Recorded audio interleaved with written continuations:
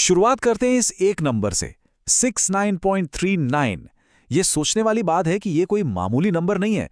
ये वो ऐतिहासिक और सच कहूं तो काफी डराने वाला रिकॉर्ड लो लेवल है जहां उस दिन इंट्राडे ट्रेडिंग के दौरान हमारा रुपया अमेरिकी डॉलर के सामने जा गिरा था। ऐसा पहले कभी नहीं देखा गया। तो आज के इस विश्लेषण का रोड मैप क्या होगा? 1. Global tension spike crude oil.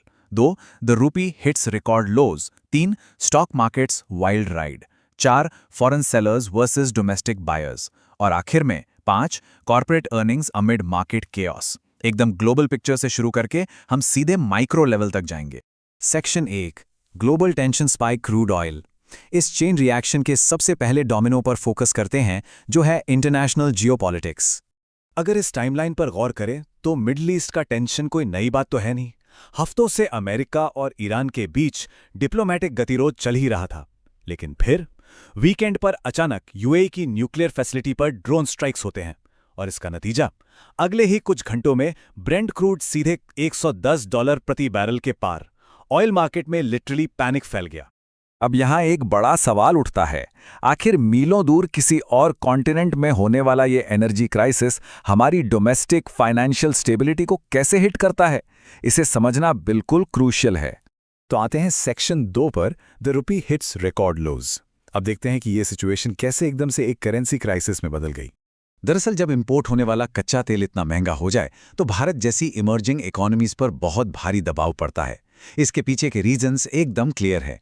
महंगा तेल मतलब बढ़ता हुआ इंपोर्ट बिल, ऊपर से अमेरिका की 10 ईयर ट्रेजरी यील्ड्स 4.60% पर बैठी हैं और स्ट्रॉन्ग डॉलर इंडेक्स भी 99.14 पर है। इन सब के चलते विदेशी फंड्स लगातार बाहर जा रहे हैं और इन सब का अल्टीमेट रिजल्ट क्या निकला? रुपया सीधे 96.35 के निचले स्तर पर जाकर बंद हुआ। It's like a perfect storm. Section 3, stock markets wild ride. अब समझते हैं कि इस करेंसी पैनिक ने मार्केट में कैसा भूचाल लाया। उस दिन मार्केट ने एक ऐसी स्प्लिट पर्सनैलिटी दिखाई कि बस क्या कहें। सुबह सुबह ओपनिंग बेल के साथ ही 1000 से ज्यादा पॉइंट्स का गैप डाउन क्रैश। काफी डरावना मंजर था। खैर, थोड़ी देर बाद निचले स्तरों पर अचानक से भारी बाइंग आने लगी और होते होते दोपहर तक निफ्टी ने 300 पॉइंट्स की शानदार रिकवरी कर ली और 23,650 पर फ्लैट क्लोजिंग दी। ये सच में किसी रोलर कोस्टर राइड से कम नहीं था। यहां गौर करने वाली बात यह है कि इस उथल-पुथल में किसने बचाया। सच कहूं तो आईटी सेक्टर की ये रैली बिल्कुल एक संकट मोचक की तरह आगे आई। टेक महिंद्रा, इन्फोसिस, भारती एयरटेल, इन सब ने मार्केट को संभाला, जबकि दूसरी तरफ टाटा स्टील, पावर ग्रिड और एसबीआई जैसे मेटल्स और पावर स्टॉक्स काफी ज्यादा टूट गए थे। एक तरफ हरियाली तो दूसरी तरफ लाल निशान। Section 4, foreign sellers versus domestic buyers. अब वक्त है इस इंट्राडे वोलैटिलिटी के पीछे चल रही असली रस्साकशी यानी इंस्टीट्यूशनल टग ऑफ वॉर को समझने का। इन दो ताकतों को समझना बहुत जरूरी है। एक तरफ है एफआईएस, जो ग्लोबल रिस्क बढ़ते ही अपना पैसा निकालकर सेफ डेवलप्ड मार्केट्स में डाल रहे हैं, और उनके ठीक सामने खड़े हैं डीआईआईज यानी हमारे लोकल फंड्स, जो रिटेल एसआईपी के मैसिव सपोर्ट के दम पर मार्केट में लिक्विडिटी पंप कर रहे हैं।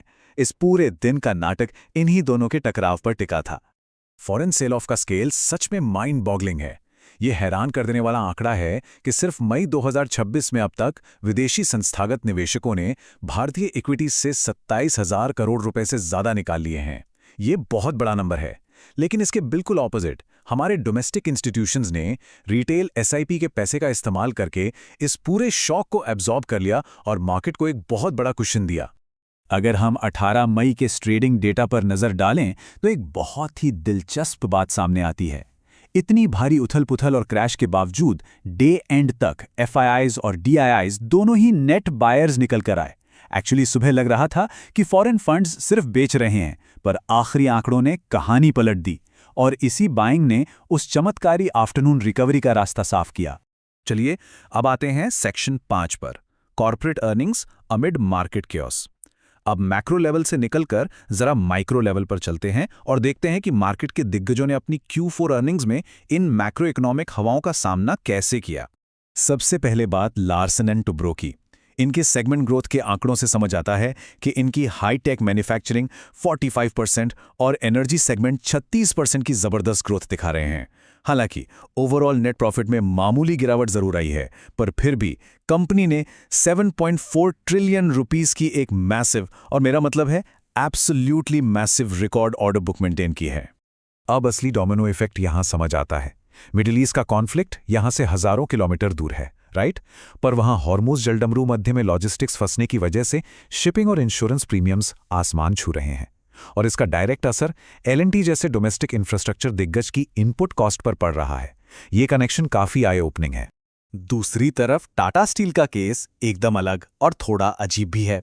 एक तरफ इनका Q4 प्रॉफिट 147% के भारी जंप के साथ 2,965 करोड़ रुपए हो गया, पर मार्केट ने क्या किया? इंट्राडे में शेयर की कीमत 5% तक गिरा दी। सवाल उठता है, मुनाफा इतना ज्यादा, फिर शेयर क्यों गिरा?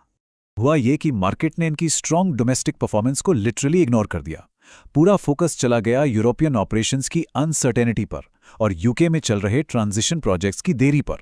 ऊपर से जेपी मॉर्गन ने इन्हें डाउनग्रेड करके न्यूट्रल कर दिया। सख्त नियमों और आने वाले खर्चों के डर ने प्रॉफिट की सारी गुड न्यूज पर पानी फेर दिया। इस सब के बीच वोडाफोन आइडिया ने एक ऐसी बाजी पलटी है जिसके बारे में किसी ने सोचा नहीं था। कहां पिछले साल Q4 में लगभग 7,166 करोड़ का भारी नुकसान, और कहां इस बार, वेट फॉर इट, करीब 51,970 करोड़ का नेट प्रॉफिट। हाँ, ये एक वन टाइम प्रॉफिट है जो AGR देनदारियों की रीअसेसमेंट से आया है, पर इससे एक बात तो साफ है कि इतने केओस के बीच भी डोमेस्टिक मोमेंटम की कुछ पॉकेट्स बहुत स्ट्रांग हैं। तो इस एक्सप्लेनर को रैप अप करते वक्त एक बहुत ही थॉट प्रोवोकिंग सवाल दिमाग में आता है। क्या घरेलू पूंजी का ये लगातार फ्लो सच में ग्लोबल जियोपॉलिटिक्स के इन बड़े झटकों को हमेशा के लिए मात दे पाएगा? क्या ये डोमेस्टिक रेजिलियंस आने वाले वक्त में ऐसी ग्लोबल आंधियों के आगे इसी तरह डटी रहेगी? ये एक ऐसा सवाल है जो निश्चित रूप से हमें आगे के मार्केट ट्रेंड्स को और गहराई से देखने पर मजबूर करता है।